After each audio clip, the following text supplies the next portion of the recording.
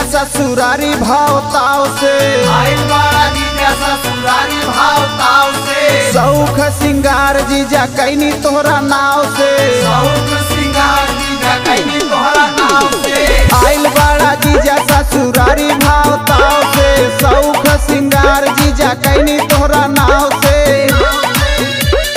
छुबना बदनिया तोहते लाग जाए फाइन, छोड़ा जीजा में हरी समारा साढ़ुआइन, छोड़ा जीजा में हरी समारा साढ़ुआइन, छोड़ा जीजा में हरी ये सम्हारा साढ़ुआइन हो सम्हारा साढ़ुआइन, छोड़ा जीजा में हरी समारा साढ़ुआइन, छोड़ा जीजा में हरी समारा साढ़ुआइन, छोड़ा जीजा में हरी समारा साढ़ुआइन, छोड़ा जीजा में हरी।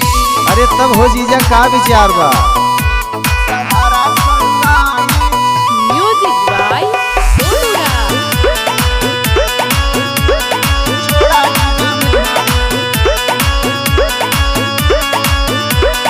माई बाबू रोज रोज करावे ले ओझाई, करावे ले ओझाई हो करावे ले ओझाई, रतिया में सोई जीजा आवे ना यौहाई, आवे ना भाई जीजा आवे ना भाई, माई बाबू रोज रोज करावे ले ओझाई, रतिया में सोई जीजा आवे ना यौहाई। अरे सही कहा थे ये जीजा, ओझा मारी रखिया का है पकड़े बडाइन, छोड़ा जीजा में हरी समारा साढ़ुआइन, छोड़ा जीजा में हरी समारा साढ़ुआइन, छोड़ा जीजा में हरी।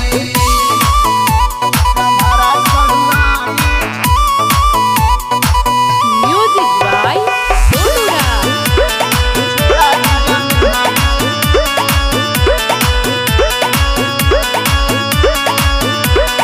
जब से हम देख ले बानी दीदी के बियाह में, दीदी के बियाह में जीजा दीदी के बियाह में, तब से सूरतिया धसल हमारे निगाह में, हमारे निगाह में जीजा हमारे निगाह में, जब से हम देख ले बानी दीदी के बियाह में, तब से सूरतिया धसल हमारे निगाह में। तोहार कसम हो जीजा, राहुल धर्मेंद्र जीजू बड़ा बड़ा फाइन, छोड़ा जीजू में हरी समारा साढ़ुआइन, छोड़ा जीजा में हरी समारा साढ़ुआइन, छोड़ा जीजा में हरी।